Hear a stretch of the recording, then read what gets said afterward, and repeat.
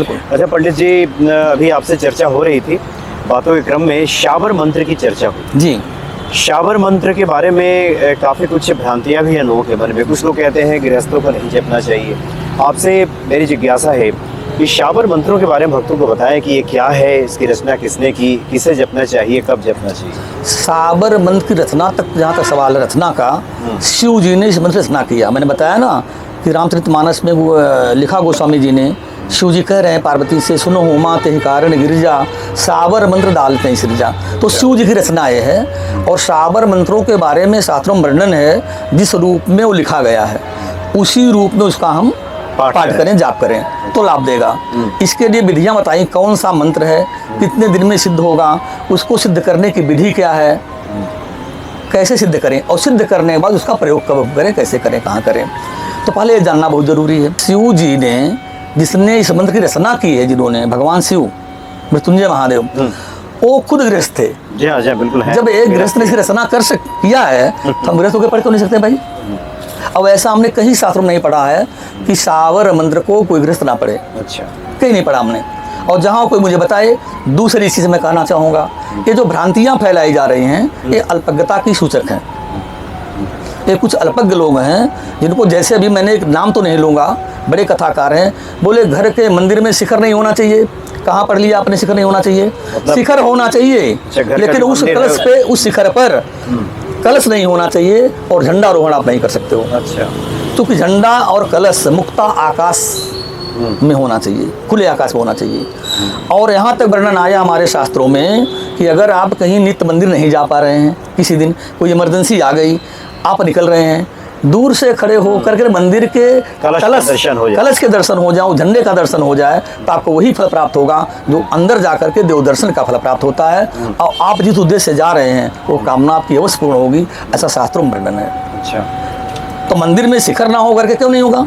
बिना शिखर के मंदिर कैसा है? शिखर हो, लेकिन कलश और झंडा वहाँ नहीं फहराया जा सकता, बस ये दोष है। आपने पंडित जी, जो कि तो भ्रांतियां हैं, काफी इस तरह की बातें आ रही है कि घर में आप मंदिर बनाएं तो ऊपर सपाट रखें छत की तरह। बिल्कुल नहीं, किसने कहा? कलश ना दे, फिर मंदिर नहीं है, उसमें शिखर ना दे।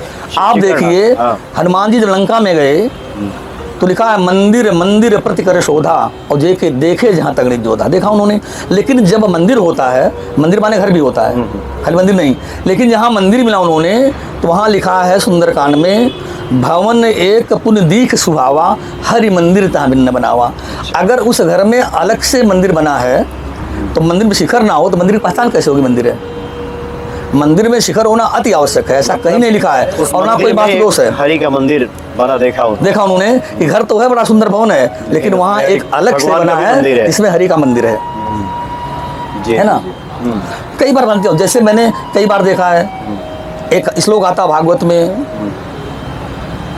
कि सर्वांगे हरिचंदनम सुललितम कंठे चामुक्तावली। हरिचंदन क्या है?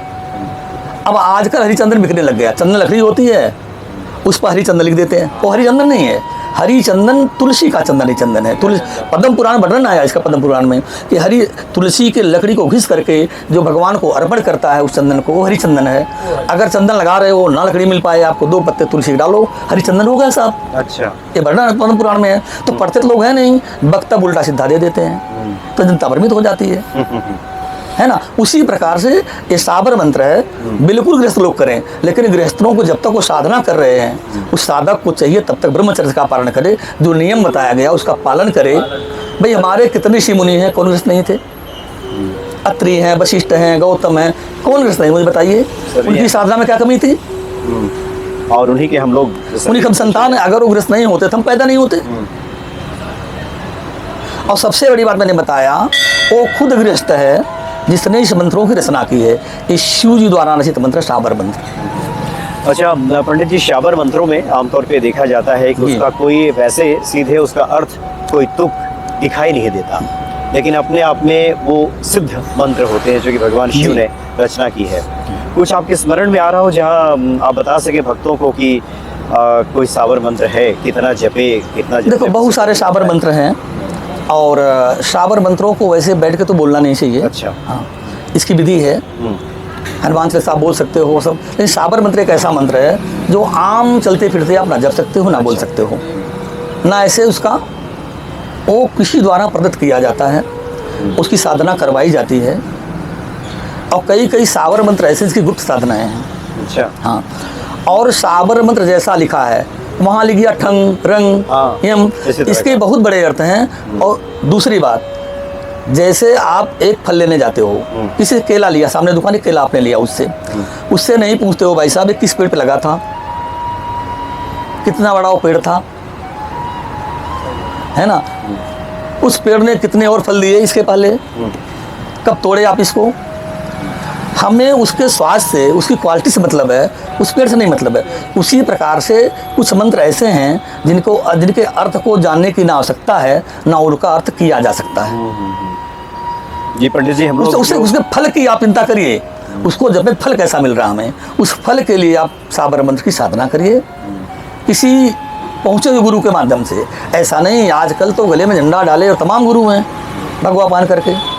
तो नकली गुरुओं से सावधान हो करके जो वास्तविक गुरु हो, जो वास्तविक साधक हो, जो पहुंचा हुआ साधक हो, सिद्ध हो।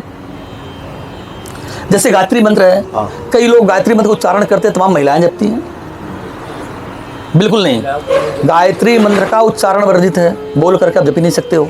जो बड़े विद्वान आचार्य हैं, अब उसमें तमाम चीज़ें हैं, कहाँ अप्रति है, कहाँ व्याहृति है, वो सब कितना कैसे करना है। जो बड़े बड़े विद्वान आचार्य हैं वो कभी भी रुद्री का पाठ करते हैं। हम लोग जैसे गायत्री मंत्र आता है वहाँ मन में पढ़ लेते हैं, बोल के नहीं बोलते नहीं उसको। अच्छा, उसका उच्चारण गायत्री मंत्र का बोल को उच्चारण वर्जित किया गया है, लोग चिल्लाते हैं। उसी प्रकार से साबर मंत्र है जिसको साधनिक रूप से बोलना वर्जित है। अच्छा, क्योंकि साधना परक मंत्र है, गुप्त मंत्र है, सिद्ध मंत्र है, उसको अजपा। इसीलिए शिव जी ने केवल पार्वती जी को बताया और कहीं वर्णन नहीं आता आपने किसी को बताया हो। अच्छा पंडित जी, हमें ध्यान आ रहा है जो दुर्गा सप्तशती है उसका जो सिद्ध कुंजिका स्त्रोत है जी, उसमें भी इस तरह के कुछ शब्द हैं। हाँ। अंग लंग चंग जी जी जी जी जी बताया। तो इन मंत्रों का अर्थ जानने की आवश्यकता नहीं, इसके फल के बारे में इच्छा करिए आप। अच्छा, इसको करिए। उसमें जो सिद्ध कुंजिका स्त्रोत है वो तो यहाँ तक लिखा गया है कि जो सिद्ध कुंजिका मंत्र का ही केवल पाठ करता है उसे पूरे सप्तशती के फल का पाठ मिलता है, प्राप्त हो जाता है ना, उसका फल मिल जाता है उसे। तो इसका मतलब ये नहीं है कि सप्तशती पाठ मत करो आप। अगर सप्तशती का पाठ करके उसका पाठ करो तो सप्तशती संपूर्णित हो जाती है, उसका कई हजार गुना फल प्राप्त होता है। वो किसके लिए है? जो सिद्ध कुंजिका को सिद्ध कर चुका है। अच्छा, उसका पाठ करे, फिर किसी और की पाठ की आवश्यकता नहीं है, उसके लिए है। जैसे गोस्वामी लिखा ना कि कर का मन का डार दे मन का कर का, फिर किसके लिए लिखा है? वो लिखा अपने जैसे साधकों के लिए लिखा है, हमारे अपने नहीं लिखा हो हम माला फेंक दे भगवान के पहुंच जाएंगे। हमारे लिए तो इस प्रक्रिया से गुजरना पड़ेगा, ये बहुत आवश्यक है। जी जी, तभी ये भक्ति प्रबल होगी। बिल्कुल। अच्छा पंडित जी, चूँकि काफ़ी अभी तो आपके सामने जिज्ञासा शीर्ष है जो हम आगे रखेंगे, हम चाहते हैं कि कुछ आपसे बातें हो रही थी हमारे, कुछ आपने अनुभवों का जिक्र किया था कि आज के समय में कलयुग में भी व्यक्ति अगर निष्ठापूर्वक कुछ अनुष्ठान कर ले तो उसका शीघ्र फल प्राप्त हो जाता है। बल्कि आपके तो शब्द होते हैं कि 100% मिलना ही मिलना है। 100%। देखो, पूजा वही है जिसका फल तुरंत आपको मिले। अच्छा, मैंने पिछले किसी वीडियो में बताया होगा आपको कि जो संकल्प लेते हैं हम, जैसे आप आज यहाँ कोई संकल्प पूजा का ले रहे हो तो इसी स्थान का नाम लोगे, यहाँ बैठ करके पूजा हम कर रहे हैं। आप इलाहाबाद चले जाओ, प्रयागराज, तो वहाँ का स्थान लोगे। अपने घर पे करते हो तो मकान का नंबर आप डालते हो कि फला मकान बैठ करके जजमान सुखी भवने सुखी निवास स्थाने स्वनाम अंकित हम नाम डालते हैं, मकान नंबर का डालते हैं, यहाँ बैठ पूजा क्यों करते हैं ऐसा हम कि यहाँ हम बैठ के पूजा कर रहे हैं, इसका फल मुझे इसी पते पर प्राप्त हो। जैसे आपने कोई अनुष्ठान किया, संकल्प लिया, अभी यहाँ चले जाओगे, अगर चले गए आप तो फल कैसे आपको मिलेगा?